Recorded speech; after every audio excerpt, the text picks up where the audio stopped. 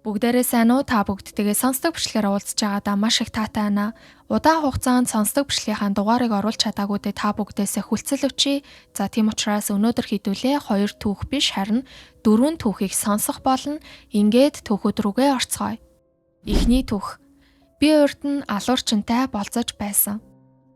Би өмнө нь 8 жилийн турш дарамт шахалт ихтэй үнэхээр хэцүү харилцаанд байжгаад арай гэж салсан юм.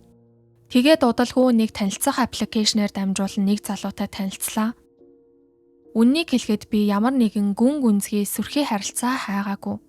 Зүгээр л хаяа цуг кино үзчихдэг, ганц нэг пив хуваагаад уучдаг, хин нэгнийг л хайж байсан хэрэг. Тэр үед би 2 хүүтэйгээ өмнөх тэр тамшиг амьдралаасаа салаад өөрийнхөө дураар үнэхээр тайван аз жаргалтай амьдарч байсан үе юм. Танилцсан залуу маань надаас 2 насаар ах байсан ба өмнө нь тэрээр элдв янзын бүлгэмд орж хар тамхи хэрэглэж нилээн буруу замаар явж агаад одоо бүхий л амьдралаа эрс өөрчлөн фитнест явж эрүүл амьдралын хэв маягтай гэрсэг нэгэн болсон гэсэн. Тийм болоод ч тэр залуугийн дэргэд байхад үнэхээр нөмөр нөөлөгтэй хамгаалтанд орчихсан юм шиг амар тайван мэдрэмжийг авдаг байлаа. Өөрөө ч их хөдөлмөрч хинээс ч хараат бус өдөр болгон зааланд бэлтгэл хийдэг залуу бас нэг хүүтэй. Миний хувьд ч гэсэн өмнө нь Алтаж онсон галзуу гэмээр амьдралыг туулж ирсэн болохоор бид хоёр бие биендээ яг л тохирох юм шиг санагдсансан. Эхэндээ ч бусдын л адил хамтдаа хоолнд орж кино үзээд л хэвэн л болцчихлаа. Гэтэл явандаа тэр залуу надтай улмал их цагийг өнгөрөөхийг хүсэх болсон. Надад бол өөрийн гэсэн хувийн орон зай, чөлөөт цаг маш чухал байсан болохоор бүх цагаа түүнтэй өнгөрөөнө гэдэг тиймхэн л байв. Тэгтэл үүнээс болж тэр залуу уурлаж эхэлсэн. Зүгээр нэг уурлах биш шүү. Үнэхээр аимшигтайгаар уурладаг. Өмнө нь намайг өөрийнхөө дураар хөдлөх гэж оролддог, харддаг, тийм өөдгөө амтантай удаан хамт байсан болохоор энэ зан нь шууд л надад red flag юм шиг санагдсан. Тэгээд л би ердөө 3 сар басны дараа түүнд одоо ингээд хоёулаа уулзгаа болъё гэж шулуухан хэллээ. Тэгтэл нэг өдөр тэр намайг жаахан хүлээчих гэсэн юм. Өөрөө стероид буюу булчин томруулах ийм хэрэглэж байгаа. Үүнээсээ болоод уур уцаар нь хөдөлж ааш зан нь хувраад байгааг надад нийн нуулгүй хэлсэн юм. Бүх зүйл үүнээс болсон учраас хэрвээ дахин нэг боломж олгох юм бол би шууд стероид хаяхад ч бэлэн байна гэж надаас гуйсан. Би ч зөвхөн найзууд хэвээр үлдэнэ гэсэн ганцхан нөхцөлтэйгээр би чамтай холбоотой хэвээр үлдэж болно гэж зөвшөөрсөн. Хэсэг хугацаанд бүх зүйл гайгүй байлаа. Бид хоёр заримдаа 2-7 хоногт нэг, явандаа 7 хоног болгон уулздаг болсон. Тэгэхээр нь би түүнд би одоохондоо ямар нэгэн харилцаанд ороход бэлэн биш байгаа болохоор найзаас илүү гарсан харилцаа үүсгэх сонирхол надад огтхон чалга гэдгээ шуудхан хэлсэн. Тэр намайг дахиад нэг боломж олгооч гэж ятгах гэж зөндөө үтсэн л дээ. Даанч миний хувьд түүнийг эр хүний хуваар харах ямар ч хүсэл төрөхгүй байсан учраас зүгээр л найзууд хэвээр үлдээе гэж зүтгэсэн. Гэвч тэр найзууд гэдэг чинь өдөр болгон ярьдаг байхгүй юу гэдэл өдөр бүр надтай холбоо тогтоож өдөр бүр надтай ярих гэж хичээх болсон. Сүүлдээ бүр ингэж шалаад байхаар нь миний уур хүрээд түүнтэй харьцаа болсон юм. Тэгэж зогсохгүй намайг хаана юу хийж явааг үргэлж тандаж хинтээ цуг байгаагаа батал гэсэн аятай зураг хүртэл нэгдэг байсан гэдэл бодчих. Би түүнд найзууд хизээч ийм байдаггүй юм гэж хэлэхэд тэр би зүгээр л чамайг юу хийж байгааг сонирхсан төдий штэ. Ямар нэгэн муу санаа агуулаагүй гэж өөрийнхөөрөө зүтгэдэг байлаа. Үүнээс хойш 6 сар өнгөрлөө. Энэ хугацаанд би түүнтэй ганц ч удаа яриагүй.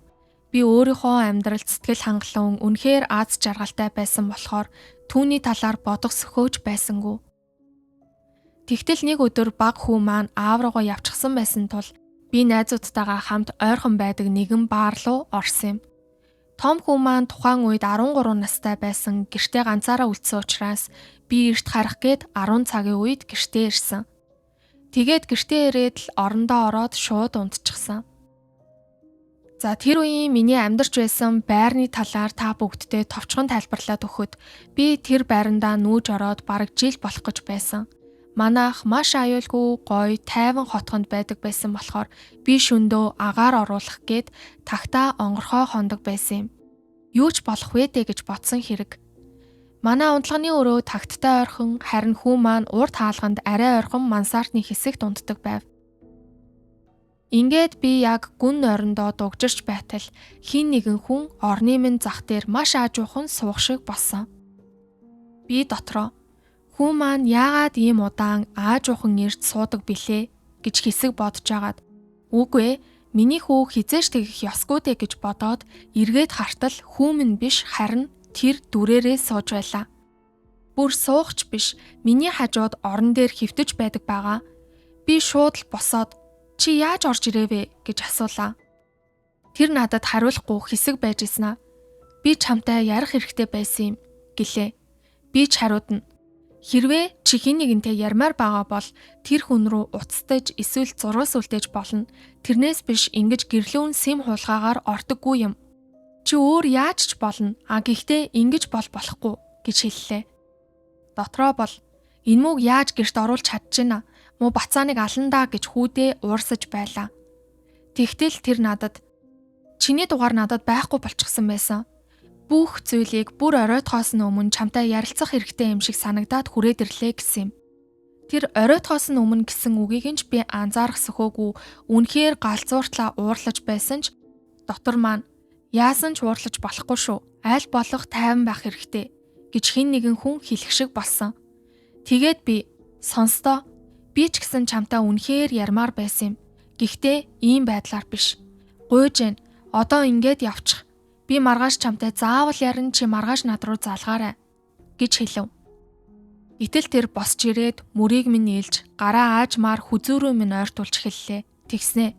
Чи үнэхээр надтай ярмаар байсан юм уу гэж асуув. Би түүний нүд рүү хараад тийм ээ би чамтай ярихыг үнэхээр их хүсэж ийсэн. Гэхдээ ийм байдлаар биш. Гуйж гэн маргааш над руу залгаараа тийхүү гэлээ.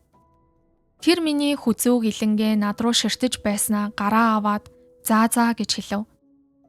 Тэгээд тэр новш шууд тагтны хаалгаар гараад тагтнаас үсрээд буучсан.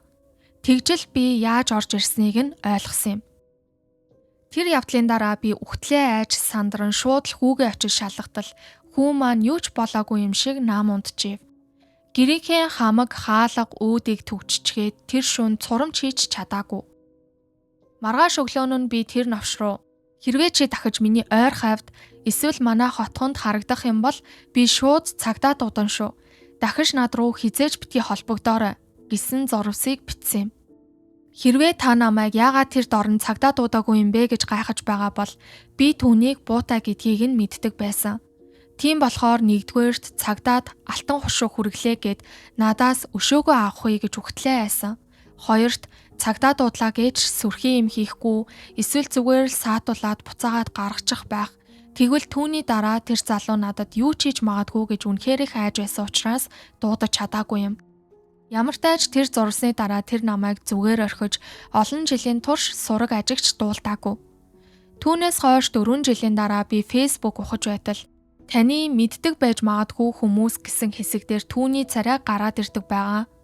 Зургийг нь дараад ортол яг л шорон давхуулсан зураг. Нөгөө цаанаа шоронгийн өрөө нь харагддаг зураг байдаг да. Яг л тийм зураг. Хууцыг нь доош гүйлгээд хартал хамгийн сүүлийн постн дээр гэр бүлийнхэндээ хандаж над руу загтал бичээрэй гэж хаягаа үлдээсэн байлаа. Тэр хаяг нь шоронгийн хаяг байсан. Би ч шууд нэрийг нь Google-ээс хайж үзлээ. Тэгтэл үнэхээр л найз бүсгүйнхээ аминд хүрсэн хэрэгээр нэгэн эрэгтэй баривчлагдлаа гэсэн гарчигтай зөндөө олон мэдээллүүд нийтлэлүүд гараад ирсэн. Бид хоёрыг салснаас хойш бараг 2 жилийн дараа тухайн үед үерхэж байсан охиноо буудаж аминд нь хүрсэн байлаа. Тэр охины оронд би ч байж болох байсан шүү дээ. Хэрвээ би тэр үед ямар нэгэн зүйл хийсэн бол би цагдаад хандсан бол түүнийг зогсоож чадах байсан болов уу гэж бодогдоод сэтгэл өвдөөд байдаг юм. Бүр хамгийн амар нь тэр хүн хүний ам хөнөөчхөөд 12хон жилийн ял авсан гэд боддоо гэсэн ийм түүх байлаа. Дараагийн түүх. Би сайкопаттай болцож байсан. За тэгэхээр энэ явдал намайг 20 настай байх үед болсон юм. Тэр үед дөнгөж найз залуугаас салаад удаагүй танилцах аппликейшн ашиглан хүмүүстэй танилцаж, дотносож байсан үе. Би тэр үед Alex гэдэг залуутай ийхүү танилцах аппликейшнээр дамжуулан танилцсан ба уг нь миний сонирхдог төрлийн залуу биш байсан ч профайлд ажгүй харагдсан болохоор танилцсан юм. Сургуульд явдаг, машинтай, ажилтай, бас найз нөхөд олонтой юм шиг санагдсан болохоор надад ямар нэгэн хачин гаж хүн шиг санагдаагүй. Бид хоёр ч тэгээд нилээн ярилцаж тэр намайг нилээд сонирхоод байгаа бололтой байхаар нь уулзгаар болцгаасан. Ингээд тэр намайг авахаар ирэхдээ хоёулаа өнөөдөр машинтай болцоо хийн шүү гэсэн юм. Энэ нь ерөнхийдөө бол түүний машинд суугаад хэдэн цагаар ч хамаагүй дими тэнж давхихыг хэлж байгаа юм. Би ч үнийг нь зөвшөөрсөн. Яагаад зөвшөөрснөө ч би одоо мэддэггүй юм. Зүгээр л залуу тэнэг байсантай маань л холбоотой байх. За ингээд бит хоёр хөдлөлөө. Бид хоёр хотын төв рүү бараг 40 минут явлаа. Гэхдээ энэ 40 минутын турш тэр машиныхаа бүх цонхыг онгойлцоход хөгжмөө тултлан чангалаад явсан. Тэгээж зогсохгүй. Бүр тухайн дуунуудыг чангаар орилж дуулаад явсан гээл бодчих. Зам дээр байсан бүх хүмүүс бит хоёр руу гайхан харж илаа. Намайг хөгжим чинь арай чанга юм шүү гэж хэлэхэд тэр үгүй бүгдээрээ л энэ дунд дуртай байдаг байхгүй юу гэсэн. Яг үнэндээ тэр хүмүүс тэр дунд дуртай байгаагүй гэдгийг тэдний нүүрний хувирлаар би баттай хэлж чадхаар байсан. Ямар ч тач бит хоёр хотын төв дэрлээ. Тэгтэл тэр хотын хамгийн алдартай том цамхгийн урд машинаа зогсоосон. Машинаасаа бууж ирээд газар хөвтөөд тэр зүг рүү хараад гөлрөөд л хөвтөөд байсан. Бүр юу ч хэлэхгүйгээр. Яг энэ мөчөөс би түүнийг үнэхээр хачин залуу байна даа гэж бодож эхэлсэн. Гэтэл тэр гинэт босож ирснэ. За одоо хоёулаа явж хоол идэх үү гэлээ. Үнэхээр хачин. Тэгээд бит хоёр хоол идэхээр явсан ба ингэхдээ манай хотоос бүр хоёр хотын цаана байдаг өөр газар руу давхичихсан. Үндсэндээ ямар ч утга учиргүйгээр хідэн цагийн турш машинаар давхиад л байсан хэрэг. Тэгээд замд явж байхдаа тэр баахан арьс өнгөөр ялгуурласан утгагүй зүйлсийг ярьж хэлсэн. Тэгснээ гинтхэн л ярианыхаа сэдвийг өөрчилж өөрийгөө үнэхээр их сэтгэл готралтай, асуудалтай хүн гэдгээ хэлээд надаас "Чи урд нь бугуугаа зүсэж үзчихсэн үү?" гэж асуудаг байгаа. Яг тэр мөчөд надад хэлэх үг үнэхээр олдоогүй. Би энэ хүнтэй уулзаад ердөө хитгэн цаг л болж ин шүү дээ. Тэгтэл ийм гүн гүнзгий сэдвэр ярилцсан гэж огтхон ч санаагүй. Тэр надад "Би чамд л гээд итгээд хэлж байна шүү" гэд урд нь өөрийгөө гимтээж байснаасаа болоод сэтгцэн эмнэлэгт хүртэл хүргэгдэж байсан талаараа ярьлаа. Яг энэ мөчөөс эхлэн би тэр залуугаас үнэхээр их айж өөрийгөө аюулд орж байгаа гэдгээ ойлгож эхэлсэн юм. Хэрвээ ямар нэгэн байдлаар би түүнийг гомдоох эсвэл уурыг нь хүргэх зүйл хэлэх юм бол надад ямар нэгэн муу зүйл болох нь тодорхой гэдгийг би мэдчихлээ. Тэгээд ч би түүний машинд байна, дээр нь манай гэрийн хаягийг тэр мэддэг. Дээрээс нь би өөрийнхөө гэрээс хоёр хотын цаана байгаа шүү дээ. Тийм болохоор ямар ч байсан эвтэйхэн байхаар шийдсэн юм. Ингээд ямар тааж бит хоёр нэг хоолны газар олж оройн хоолоо идлээ. Төлбөрөө тэр өөрөө төлсөн. Гэхдээ жинхэнэ аимшигтай хэсэг эндээс эхэлсэн юм. Бид хоёр буцаад манай хот руу явхаар машиндаа суусан ч тэр зориуд хамгийн хол замаар тойрч давхиад байсан. Уул нь ганцхан цаг яваад л очих боломжтой байхад бид очих гэж бараг 3 цагийн хугацааг зарцуулсан. Ингээд биднийг хотод буцаж ирэхэд аль хэдийн шөнө дунд болж оройн 11 цаг 30 минут болж байлаа. Яг энэ үед тэр нэгэн харанхуй хороол руу эргээд нарийн эргэлттэй замуудаар маш хурдтай давхиж эхлэв. Энэ нь намайг үнэхээр айлгаж байсан болохоор би "Арай айжуухан явж болохгүй юу? Би айгаад байна" гэж гуйлаа. Гэтэл тэр над руу ямар ч хувиралгүй хүйтэн харцаар ширтснэ. "Чи мэдхүү? Миний амьдралд үнэхээр хэцүү өдрүүд зөндөө байсан" гэлээ. Би ч "Мэднэ. Чи надад хэлсэн шүү дээ. Үнэхээр харамсалтай байна" гэхэд тэр "Миний дотор маш их өвддөг байсан болохоор би яг ингээд машинаа унаж гараад өөр ямар нэгэн зүйлийг надтай адилхан өвдөөсэй гэж хүссэндээ хэрэмнүүдийг дайрч алдаг байсан юм" гэж хэлдэг байгаа. Би үнэхээр цочролд орсон. Түүний хэлсэн үг дээрээс нь анханасаа гаргаад байсан хачин зан авируудыг нь бодохоор үхтлээ айжилаа. Тэгээд би хэдийгээр дотроо чичирч айж байсан ч гэсэн "Чи одоо ч гэсэн тэгтгүү" гэж зориглон асуухад тэр "Үгүй, одоо тэхээ болсон" гэж хэлсэн. Гэхдээ тэр нь худлаа гэдгийг би мэдэж байсан ч аль болох эвийг нь олохоос өөр арга надад үлдээгүй. Яг тэр үед манай гэр хүртэл ердөө 10 минутын зайтай бид байцгааж исэн юм. Гэтэл тэр гинэт "Чи энэ урд харагдаж байгаа паркт очиж үзчихсэн үү?" гэж асуулаа. Тэр парк яг хадны доор байрладаг. Дээрээс нь шүн дунд болохоор тэр хавь тэр чигтээ харанхуй болчихдог байсан юм. Өмнө нь би тэр паркт очиж үзэж байсан л та. Гэхдээ очиж үзээгүй байлаа ч гэсэн тэр үед тийм гэхээс өөр хариулт хэлэх боломжгүй байсан юм. Учир нь намайг үгүй гэд хэлчихвэл тэр харанхуй газар руу дагуулж явах гээд байвал яах вэ гэж би бодсон юм. Гэтэл тэр "Өө ашгүй. Би ерөөсөө очиж үзээгүй. Чи надад харуулад газарчлаад өчөх" гэснээр шууд баруун тийш эргээд паркийн хамгийн доод хэсэг рүү тэр харанхуй замаар дахиад орчихлоо. Тэнтхийн машины зогсоол нь тэр чигтээ эзгүй нийтдээ ердөө 6хан ширхэг гудамжны гэрлэл анивчжээ. Хэлсэн хэлээгүй та хэд ойлгож байгаа биз? Би өөрийгөө түүний хамгийн ихний хохирогч болох нэ л гэж бодсон. Гэхдээ азар би одоо үүнийг бичээд сууж байгаа болохоор надад ямар нэгэн муу зүйл болоогүй. Гэвч тэнд байх хугацаанд тэрээр маш эвгүй зүйлсийг ярьж түүний ярианы өнгө үйлдэл бүр нь үнэхээр хачин зөвүүн байсан. Тэгээд тэр намайг бараг л хүчээр шахуу маш дотноор үнсэж хамаагүй газар ийлж базаж байлаа. Би түүнийг өөрөөсөө тасралтгүй түлхэж байсан юм. Азар үүнээс цааш хитрээгүй бөгөөд тэр намайг гэр рүү маань хүргэж өгсөн. Үүний дараа би түүний дугаар болон хамаг сошиал хаягуудыг нь шууд блоклсон. Гэхдээ би одоо ч би үнэхээр галзуу сэтгцийн өвчтөй хүнтэй болцоонд явчихсан юм болов гэж үргэлж гайхаж боддог гэсэн ийм түүх байлаа. За дараагийн түүх рүүгээ орцгоё. Би алуурчантай үерхэж байсан гэдэгтээ 100% итгэлтэй байна. Би урд нь нэг залуутай үерхдэг байсан юм. Ердөө 6 сар орчим үерхсний дараачаас эхлэн тэр найз залуу маань гинтхэн л хэдэн цагаар ч хамаагүй сурггүй алга болчихдог, ямар ч холбоо барих боломжгүй эвгүй зан гаргах боллоо. Тэр үед чинь гар утас гэдэг зүйл одоогийн шиг хавтгаарчсан зүйл байсангүй шүү дээ. Хүн болгонд гар утас байгаагүй юм. Хаяа тэр өөр муж руу ачаа үргэлтээр явдаг байсан. Дээр нь ингэж алга болох нь хэдэн сардаа ганц нэг удаа л болдог байсан болохоор эхэндээ ч би тоосонгүй. Гэхдээ ингэж алга болох бүртээ түүнд өөрийгөө зөвтгөх шалтак үргэлжил олддог байсан. Заримдаа түүнийг надтай уулзах гээд ирэх үед түүнээс маш эвгүй химийн бодис шиг зүйл үнэртдэг байлаа. Манад ирэнгүүтээ шууд л хаалгаар орж ирээд усанд орж хувцас сольж өмсдөг байсан юм. Би түүний аав ээжтэй ч уулзаж үзээгүй, найз нөхдөөс нь ч нэгийг нь ч таньдаггүй байсан. Нэг өдөр түүний ажлын бэлгийн үнэхээр хачин тол болчихсон, их муухай ширүүн болчихсон байсныг анзаарсан юм.